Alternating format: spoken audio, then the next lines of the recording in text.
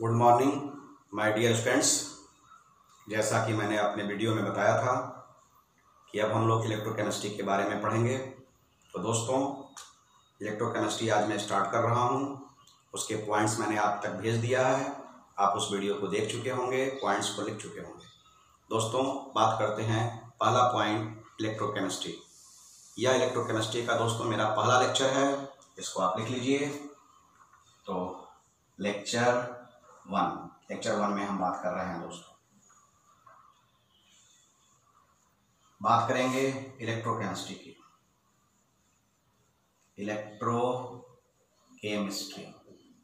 Electrochemistry जो कि पहला पॉइंट है, पहला टॉपिक है दोस्तों। अब इसमें हम बहुत सारे, आज हम इलेक्ट्रोकेमिस्ट्री की बात करने वाले हैं। इलेक्ट्रोकेमिस्ट्री पहले पॉइंट के बारे में बात करेंगे दोस्तों। The branch of science which deals with the study of conversion of chemical energy into electrical energy is called electrochemistry। तो लिख रहा हूं दोस्तों, the branch of science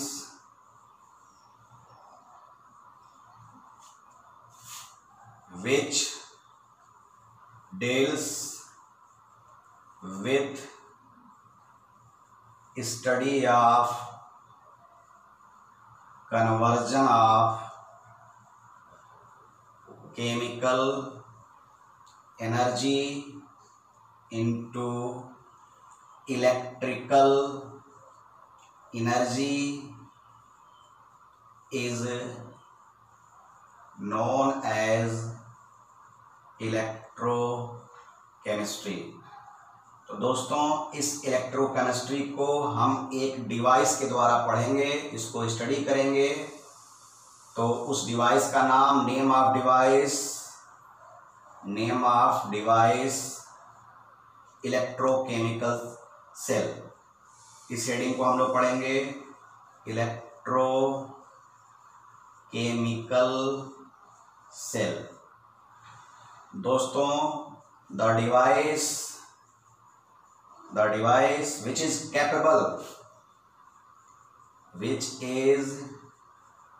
capable for conversion of chemical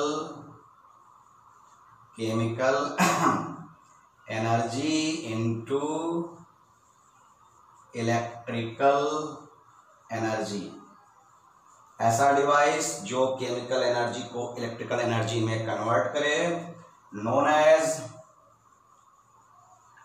as electrochemical cell. इसको आप electrochemical cell कहते हैं दोस्तों। तो जब यह कन्वर्ट होता है तो किसी रिएक्शन के द्वारा होता है। जब यह केमिकल एनर्जी इलेक्ट्रिकल एनर्जी में कन्वर्ट होता है तो किसी रिएक्शन के द्वारा होता है। वह रिएक्शन रेडॉक्स रिएक्शन होता है। तो यहां लिख दे रहा हूं, the reaction which is responsible for conversion of chemical energy into electrical energy. ऐसा रिएक्शन जो रिस्पॉन्सिबल होता है conversion of chemical energy into electrical energy in cell, battery के अंदर, इज कॉल्ड रिडॉक्स रिएक्शन। दोस्तों, आप तो पहले जानते हैं रिडॉक्स रिएक्शन में दोनों होता है, ऑक्सीडेशन भी उसमें होता है दोस्तों, और उसी में रिडक्शन। यह दोनों रिडॉक्स रिएक्शन में होता है दोस्तों। तो दोस्तों, यह मैंने रिएक्शन भी बता दिया। यह बात कर रहे थे हम किस रिएक्शन की, रिडॉक्स रिएक्शन। इसमें लगने वाला जो रिएक्शन था, इस इलेक्ट्रोकेमिकल सेल में जो रिएक्शन यूज होता है उसको रिडॉक्स रिएक्शन दोस्तों कहते हैं। तो एग्जाम्पल इसका लिख लूं दोस्तों। हाँ, तो दोस्तों, electrochemical cell are two type, दो प्रकार के होते हैं दोस्तों, टू टाइप्स। पहला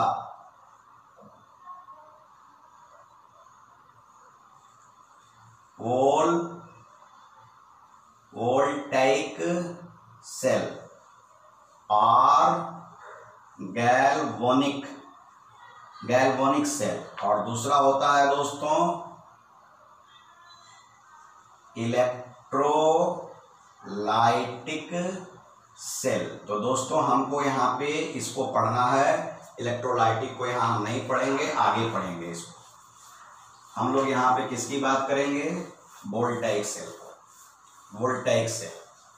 तो दोस्तों हेडिंग है आपका गैल्वेनिक सेल, जिसको आपने कहा वोल्टाइक सेल।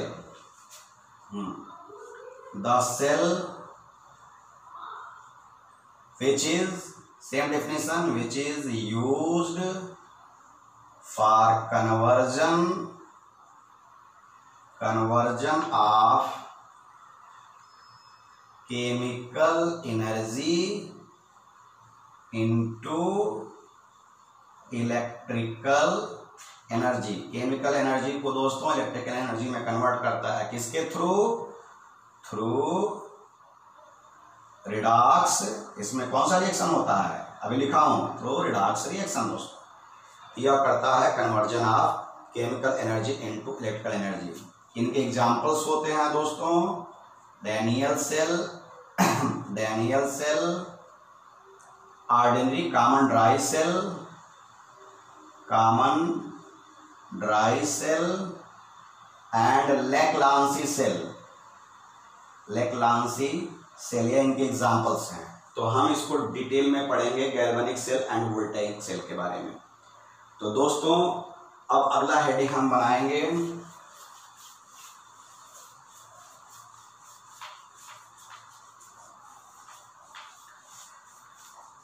कंस्ट्रक्शन ऑफ, बहुत इंपॉर्टेंट हेडिंग है, समझिएगा। कंस्ट्रक्शन ऑफ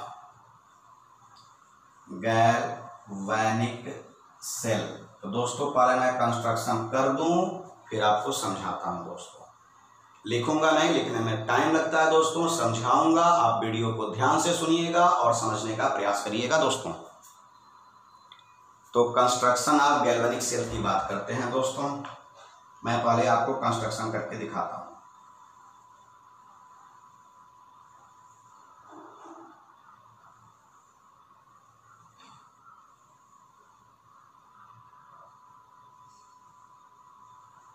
दोस्तों अच्छे से पढ़ना आप, मैं अपना बेस्ट कोशिश कर रहा हूं, अपना प्रयास मैं कर रहा हूं। सफलता मुझे कितनी मिलती है ये डिपेंड करेगा आपके अपनी स्टडी पे दोस्तों।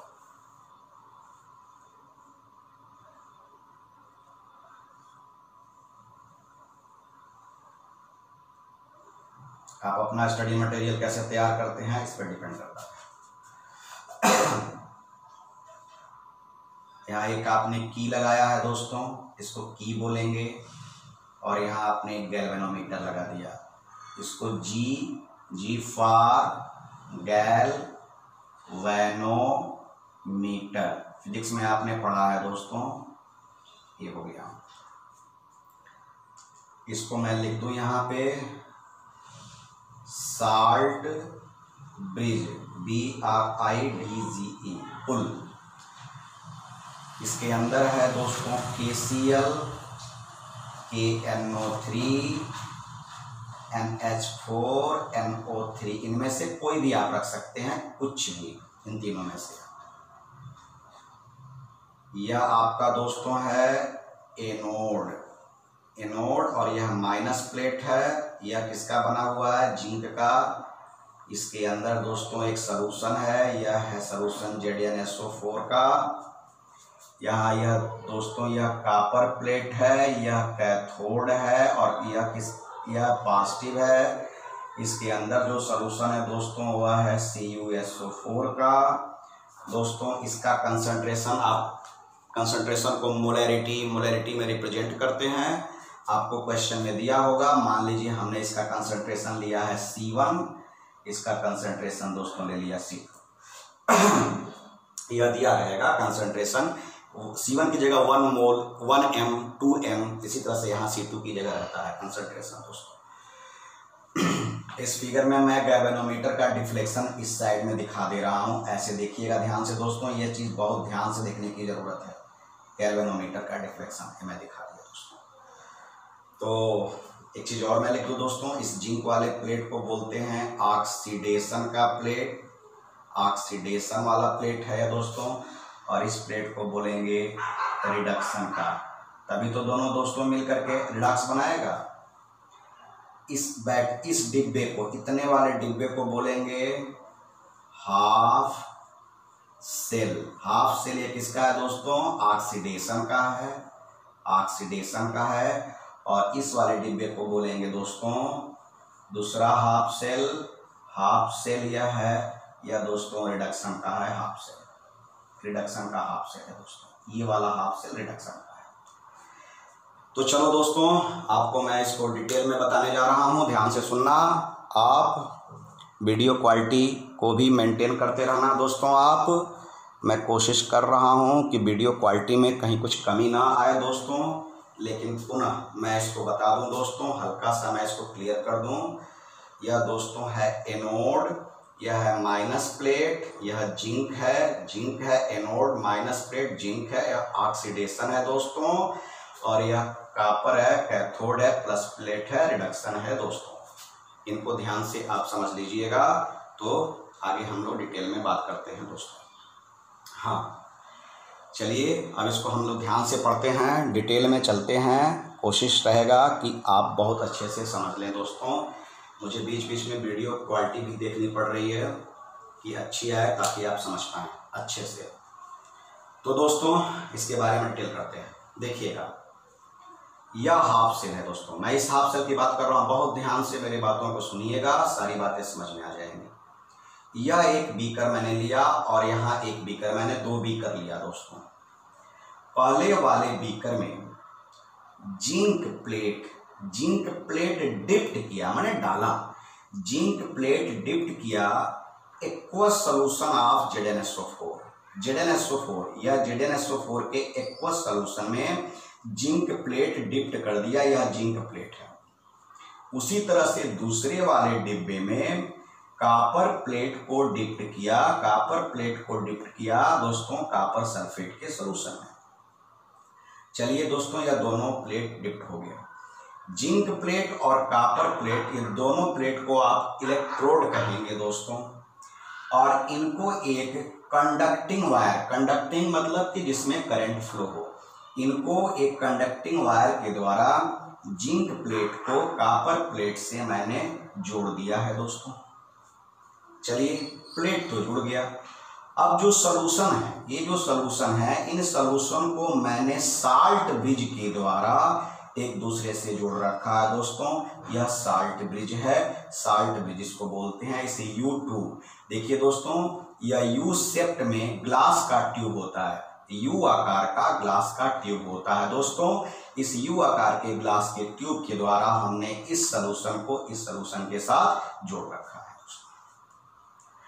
चलिए दोस्तों, की के द्वारा हम लोग इस प्रोसेस को आगे बढ़ाते हैं दोस्तों। जैसे इस प्रोसेस को आगे बढ़ाते हैं दोस्तों, यहाँ पे देखिए, यह जिंक प्लेट है, जिंक प्लेट से जिंक प्लेट कन्वर्ट होता है दोस्तों, यह जिंक प्लेट है दोस्तों, यह जिंक प्लेट कन्वर्ट होता है जिंक आयन में, +2 आयन में कन्वर्ट होता है दोस्तों। तो जब यह जिंक +2 आयन में कन्वर्ट होगा तो यह आयन इसके अंदर जाएगा। बहुत ध्यान से देखिएगा दोस्तों। तो इसमें से यह पॉजिटिव हुआ है तो क्या निकला है दोस्तों? इलेक्ट्रॉन। कितना पॉजिटिव हुआ है? 2। तो कितने इलेक्ट्रॉन निकले हैं? 2 इलेक्ट्रॉन। तो दोस्तों पॉजिटिव वाला तो सॉल्यूशन में गया, तो इलेक्ट्रॉन इधर की ओर जाएगा दोस्तों। इलेक्ट्रॉन ऐसे आगे की ओर बढ़ेगा, इलेक्ट्रॉन। तो इलेक्ट्रॉन किस प्लेट पे जाने लगा? कॉपर प्लेट पे जाने लगा दोस्तों, थ्रू की एंड गैल्वेनोमीटर, इनकी सहायता से इधर की ओर जाने लगा। दोस्तों हम लोग पढ़े हैं कि करंट का फ्लो हमेशा इलेक्ट्रॉन के फ्लो के अपोजिट होता है। तो इलेक्ट्रॉन जैसे जिंक प्लेट से कॉपर प्लेट की ओर जाने लगा, करंट का फ्लो हमेशा दोस्तों उल्टा होगा। तो यहाँ पे करंट कर दिया जाए, इसको लिखेंगे आप करंट। करंट का फ्लो हमेशा किधर हो गया दोस्तों, उल्टा हो गया। यहाँ पे लिखेंगे करंट, करंट का फ्लो। तो दोस्तों आपने क्या देखा, जिंक प्लेट से Zn+2 आयन इसके सोल्यूशन में गया। तो Zn+2 मतलब 2 इलेक्ट्रॉन निकला, तो 2 इलेक्ट्रॉन जिंक प्लेट से, इलेक्ट्रॉन चूंकि +2 आयन इधर जा रहा है तो इलेक्ट्रॉन अपोजिट जाएगा, इलेक्ट्रॉन इधर से जिंक प्लेट से होते हुए कॉपर प्लेट पे दोस्तों गया। तो जब गया तो करंट अपोजिट चलता है, तो करंट कॉपर प्लेट से जिंक प्लेट की तरफ दोस्तों करंट जा रहा है। जब इसमें जा रहा है दोस्तों तो देखिए यहाँ पे गैल्वेनोमीटर में एक डिफ्लेक्शन शो किया गया है। डिफ्लेक्शन इधर की ओर, मैंने लेफ्ट साइड में, बाएं साइड में डिफ्लेक्शन को शो किया है। तो दोस्तों इसमें एक चीज क्लियर हो रही है कि जब ऐसा करंट फ्लो होने लगता है, इलेक्ट्रॉन फ्लो होता है और करंट फ्लो होता है, तो एक डिफ्लेक्शन शो होता है दोस्तों। यह डिफ्लेक्शन किसमें शो होता है, गैल्वेनोमीटर में शो होता है दोस्तों। तो गैल्वेनोमीटर में डिफ्लेक्शन यह बता रहा है कि अब देखिए डिफ्लेक्शन किधर की ओर हो रहा है। डिफ्लेक्शन यदि लेफ्ट साइड में हुआ तो बता रहा है कि इलेक्ट्रॉन फ्लो हो रहा है जिंक प्लेट से कॉपर प्लेट पे। अगर यही डिफ्लेक्शन दोस्तों राइट साइड में शो होता तो यह बताता कि इलेक्ट्रॉन कॉपर प्लेट से जिंक प्लेट की तरफ जा रहा है। लेकिन इस फिगर में डिफ्लेक्शन किधर की ओर शो हो रहा है, लेफ्ट साइड में हो रहा है, जो बता रहा है इलेक्ट्रॉन जिंक प्लेट से कॉपर प्लेट की तरफ जा रहा है। चलिए दोस्तों यह हो गया। तो जैसे यह प्रक्रिया चल रही है, इधर Zn टूट के Zn+2 हुआ जो कि सोल्यूशन में जा रहा है दोस्तों। तो आप देखिए जब इस सोल्यूशन में Zn+2 जा रहा है तो यहाँ इसका ये टूट रहा है ना दोस्तों, तो इसके मास में कमी आएगी दोस्तों, इसके मास में कमी आएगी, Zn के मास में कमी आएगी और Zn+2 यहाँ जा रहा है। उसी तरह से दोस्तों यह जो कॉपर सल्फेट है यह ऐसे टूटेगा कॉपर+2 और SO4-2 में। तो यह जो कॉपर+2 है इनको इलेक्ट्रॉन मिल रहा है, इधर से जिंक से कॉपर में इलेक्ट्रॉन जा रहा है तो इनको इलेक्ट्रॉन मिल रहा है। तो यह कॉपर+2 यहाँ से इस सोल्यूशन को, सोल्यूशन में यह दोनों चीजें मौजूद हैं, तो सोल्यूशन से कॉपर+2 किस पे चला गया, इस प्लेट पे चला गया। इलेक्ट्रॉन को जैसे देखा दौड़ गया, क्योंकि पॉजिटिव चार्ज है या निगेटिव चार्ज है, दौड़ गया। तो दोस्तों यहाँ तो यह टूट रहा है तो इसके मास में कमी आएगी और दोस्तों यहाँ यह बढ़ेगा क्योंकि यह कूद करके इस प्लेट पे जाएगा तो इसका मास बढ़ेगा दोस्तों। तो दोस्तों जिंक प्लेट का मास कम होता जाता है और यहाँ कॉपर प्लेट का मास धीरे धीरे दोस्तों बढ़ता जाता है। इतनी बात तो क्लियर हो गई। तो दोस्तों अब इसका क्या रोल है साल्ट ब्रिज का। तो साल्ट ब्रिज क्या करता है, इनके बीच में, इनके सोल्यूशन के बीच में एक रिलेशन बनाता है, इलेक्ट्रिकल न्यूट्रलिटी मेंटेन करता है। मैं इसके कंसेप्ट को बाद में लिखवा दूंगा साल्ट ब्रिज को। साल्ट ब्रिज में जितने लोग ये मौजूद हैं दोस्तों यह इनर्ट इलेक्ट्रोलाइट हैं, रिएक्शन में पार्टिसिपेट नहीं करते, टूट करके रिएक्शन में जाएंगे, रिएक्शन को मोटिवेट करेंगे, पार्टिसिपेट नहीं करते हैं। यह साल्ट ब्रिज है और इसके जितने भी ये सोल्यूशन है दोस्तों यह इनर्ट होते हैं। चलिए भाई, तो दोस्तों यह साल्ट ब्रिज क्या करता है, यहाँ पे साल्ट ब्रिज, यह साल्ट ब्रिज है जिसके यहाँ पे कॉटन प्लग लगा हुआ है, ढक्कन से यह बंद है दोस्तों। अब देखिए क्या करता है, इसमें तो आयन देखिए Zn+2 दोस्तों इस सोल्यूशन में गया तो इसमें आयन बढ़ा और यहाँ से कॉपर इसमें गया तो इसमें आयन घट गया, तो घट गया। अब देखिए दोस्तों यहाँ पॉजिटिव आयन बढ़ा है, इसमें पॉजिटिव आयन बढ़ेगा तो यहाँ से निगेटिव आयन टूट करके, देखिए KCl है ना दोस्तों, KCl, तो इसमें Cl जो है निगेटिव होता है और K दोस्तों पॉजिटिव होता है। तो जैसे इसमें पॉजिटिव आयन बढ़ेगा तो यह Cl टूट करके दोस्तों इसके अंदर आकर के मेंटेन करेगा और जैसे यह इसमें जाएगा तो यहाँ SO4 जो कि निगेटिव आयन है यह बढ़ने लगेगा। जब यह बढ़ने लगेगा तो यह K उसको मेंटेन करने के लिए इसके अंदर जाएगा, ताकि इलेक्ट्रिकल न्यूट्रलिटी, न यहाँ आयन ज़्यादा हो पॉजिटिव, न यहाँ निगेटिव आयन ज़्यादा हो, और KCl जो कि इनर्ट इलेक्ट्रोलाइट है यह इनको K इधर की ओर जा करके Cl इधर की ओर जा करके इनको बैलेंस करने की कोशिश करेगा दोस्तों, ताकि इलेक्ट्रिकल न्यूट्रलिटी मेंटेन रहे। तो दोस्तों यह साल्ट ब्रिज का काम होता है। तो दोस्तों साल्ट ब्रिज के मैं फंक्शन को बता दूं, यहाँ पे फंक्शन ऑफ साल्ट ब्रिज। दोस्तों मैं इसको लिखूंगा नहीं, केवल बोलूंगा। पहला फंक्शन क्या होता है दोस्तों कि साल्ट ब्रिज में जो इलेक्ट्रोलाइट होते हैं उनको इनर्ट इलेक्ट्रोलाइट कहते हैं, और यह इनर्ट इलेक्ट्रोलाइट साल्ट ब्रिज के द्वारा इलेक्ट्रिकल न्यूट्रलिटी को मेंटेन करते हैं, जो अभी मैंने समझाया है, इलेक्ट्रिकल न्यूट्रलिटी को मेंटेन करते हैं। दूसरा फंक्शन है दोस्तों कि एक हाफ सेल से दूसरे हाफ सेल में या आयन के द्वारा रिएक्शन को बैलेंस करते हैं। देखिए इनका K इधर गया था, Cl इधर गया था, आयंस के द्वारा यह रिएक्शन को बैलेंस करते हैं दोस्तों। तो पुनः साल्ट ब्रिज के फंक्शन के बारे में बता दूं आपको। साल्ट ब्रिज में जो भी यह इलेक्ट्रोलाइट या सॉल्यूशन एक्वस सॉल्यूशन है, यह जो एक्वस सॉल्यूशन है इलेक्ट्रोलाइट कहते हैं। यह इलेक्ट्रोलाइट इनर्ट इलेक्ट्रोलाइट है दोस्तों, और यह इनर्ट इलेक्ट्रोलाइट का साल्ट ब्रिज के थ्रू फंक्शन यह है कि साल्ट ब्रिज दोनों बीकर में इलेक्ट्रिकल न्यूट्रलिटी को मेंटेन करता है। और दूसरा है कि आयंस एक हाफ सेल, यह हाफ सेल दूसरा हाफ सेल, एक हाफ सेल से दूसरे हाफ सेल में दोस्तों आयन के द्वारा रिएक्शन को बैलेंस करता है। चलिए भाई साल्ट ब्रिज के बारे में दोस्तों हो गया। तो दोस्तों जो साल्ट ब्रिज में यह सॉल्यूशन है, इन सॉल्यूशन को, जैसे कि यह सॉल्यूशन है KCl, KNO3 और NH4NO3 दोस्तों, यह जो सॉल्यूशन है यह इनर्ट होते हैं, एक्वस सॉल्यूशन होते हैं दोस्तों, यह एक्वस सॉल्यूशन होते हैं, और इनके साथ कुछ अमाउंट में विथ स्मॉल अमाउंट, कुछ अमाउंट में इनके साथ दोस्तों अगर एक सॉल्यूशन होता है, अगर होता है, या दोस्तों जिलेटिन होता है, जिलेटिन, इन दोनों का, इनसे मिल करके यह पूरा इनर्ट इलेक्ट्रोलाइट बनता है। यह एक्वस सॉल्यूशन, इनमें से कोई भी इसमें जिलेटिन या अगर को मिला करके एक मोटा पेस्ट बनाते हैं, थिक पेस्ट बनाते हैं, थिक पेस्ट जैसे कि लड़कियां अपने चेहरे पे फेशियल करती है ना पेस्ट बना करके, थिक पेस्ट, तो उसी तरह से दोस्तों थिक पेस्ट बनाते हैं, और वह थिक पेस्ट इसके अंदर यू ट्यूब में जो यू ग्लास शेप्ड होता है इसमें वह थिक पेस्ट होता है और इनर्ट इलेक्ट्रोलाइट का काम करता है दोस्तों। तो इतनी बातें मैं बता दिया।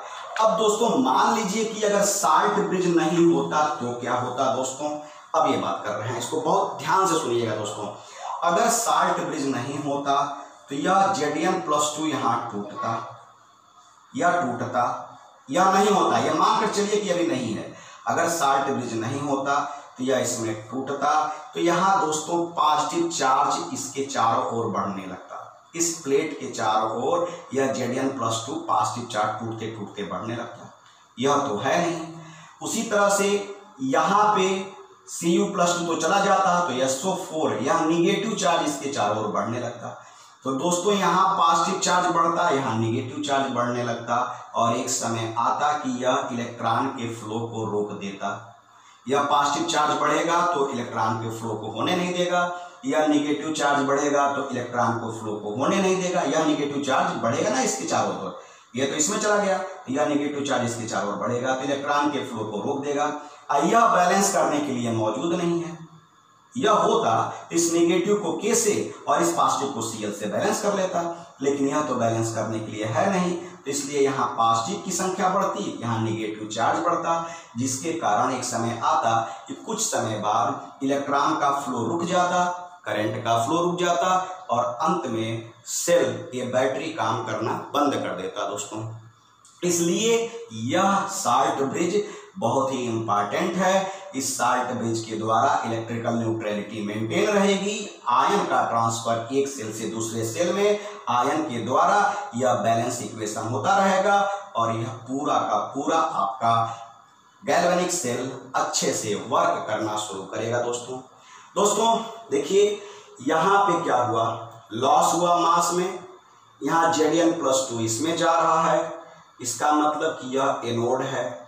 यहाँ एनोड को निगेटिव से रिप्रेजेंट करते हैं और चूंकि देखिए दोस्तों यहाँ Zn का लॉस हुआ और Zn+2 ये बना तो 2 इलेक्ट्रॉन रिलीज हुआ।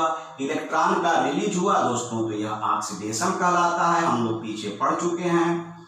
तो जो ऑक्सीडेशन, इसका मतलब दोस्तों जो एनोड प्लेट है, जो निगेटिव प्लेट है, यहाँ पे क्या हो रहा है, ऑक्सीडेशन होता है। या एनोड निगेटिव या एनोड प्लेट है दोस्तों, निगेटिव प्लेट है, यह जिंक का बना है, यहाँ ऑक्सीडेशन हो रहा है।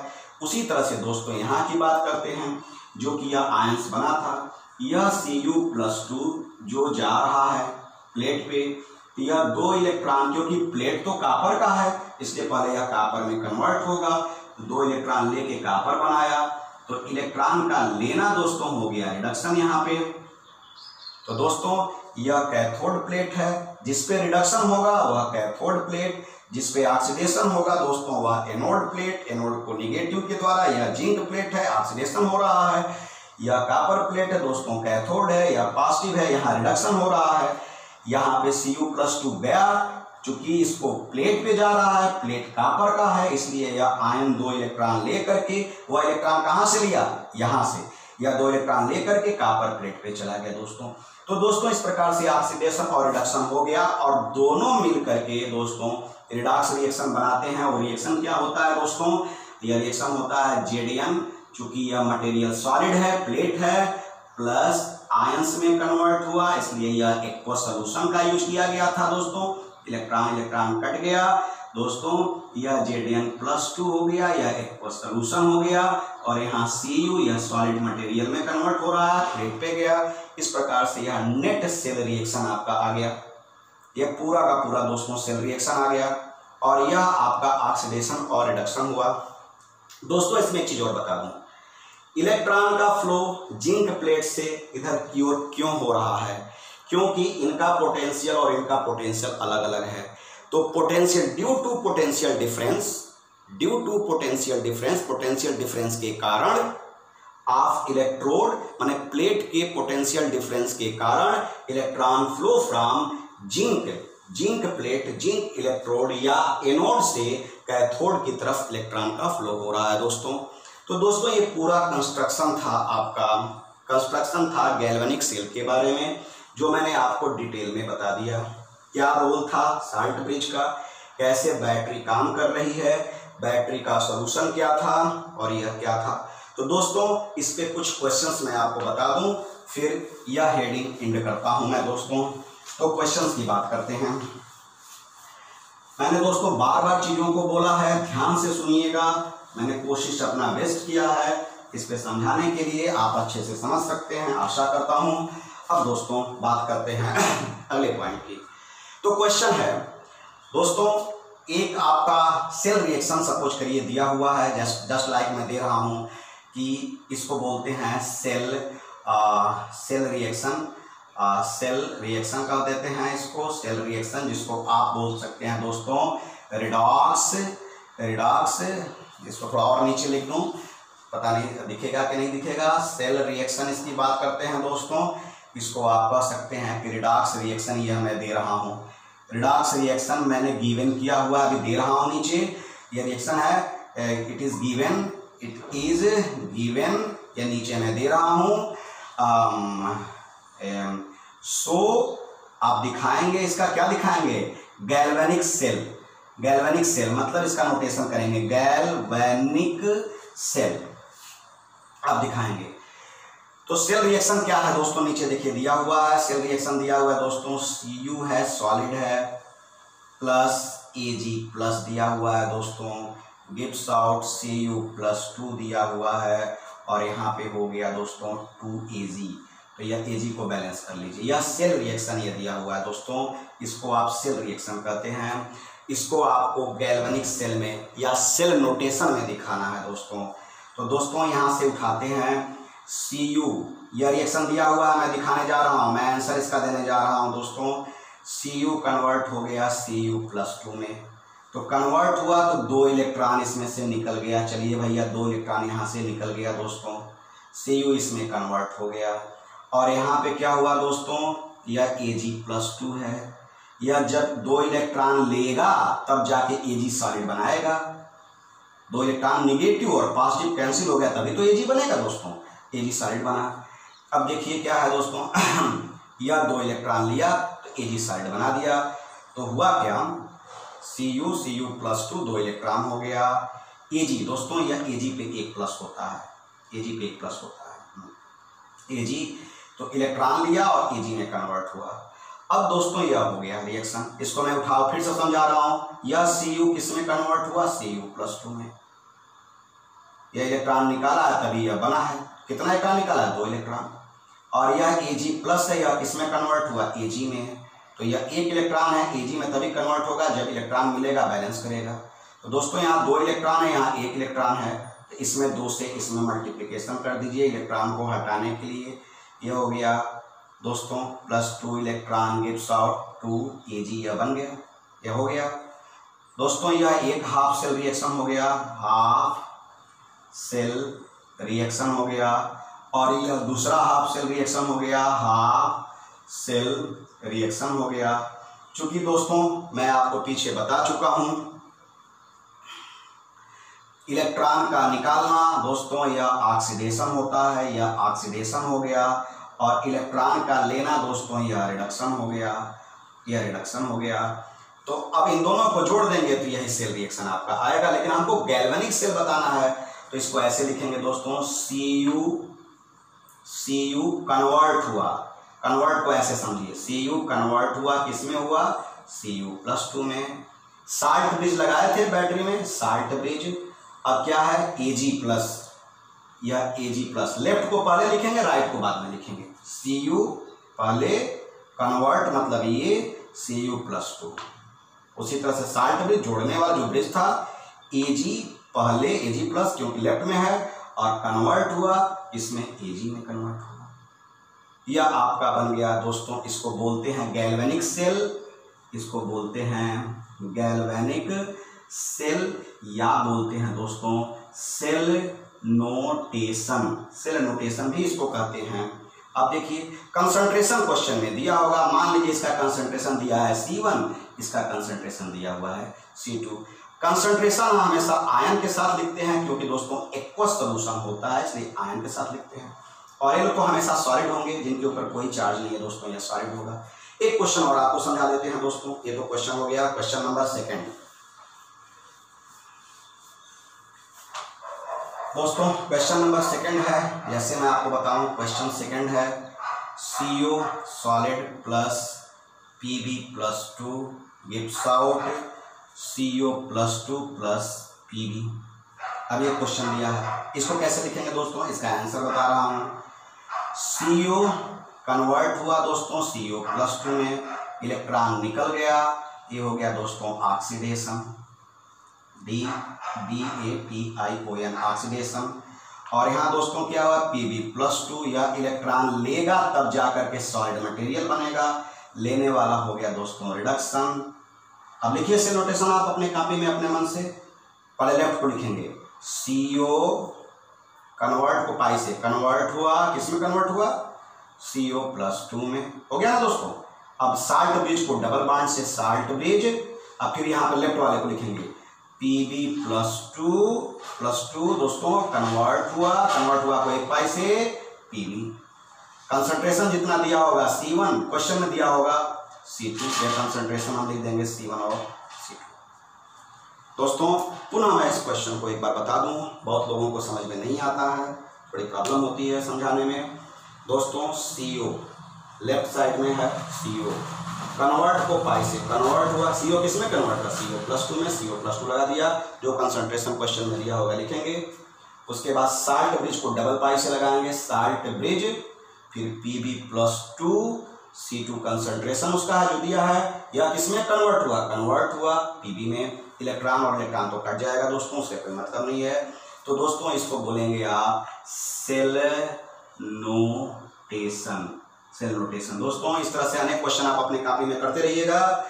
एक नोट और बता दूं दोस्तों, जाते जाते एक नोट बता दूं कि नोट में दोस्तों पहला, ये जो दोस्तों ये हाफ सेल है ना, ये हाफ सेल अगर डायरेक्ट कनेक्ट में हो एक दूसरे से, मतलब साल्ट ब्रिज न हो, इनके बीच में साल्ट ब्रिज न हो, if half cell is connected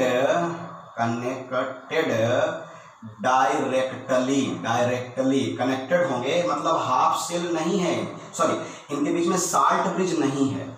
if half cell is connected directly मतलब ये साल्ट ब्रिज हटा दिया गया, देन उस समय क्या होता है दोस्तों, chemical energy converted into heat energy, chemical energy heat energy में कन्वर्ट हो जाता है दोस्तों, हीट एनर्जी में होता है।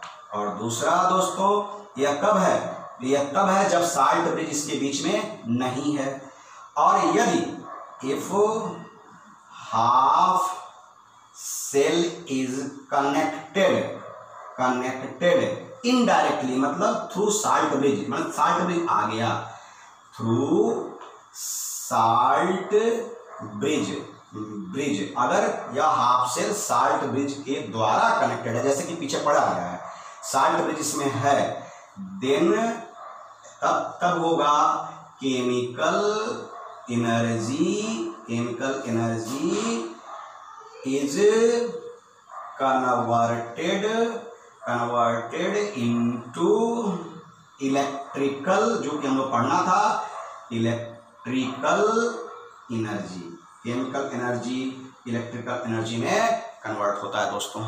तो दोस्तों मैंने आपको पॉइंट फर्स्ट पूरा डिटेल में समझा दिया है, सारे नोट्स भी बता दिया हूं, इसको ध्यान से पढ़िएगा। बेस्ट ऑफ लक दोस्तों, हैव अ नाइस डे।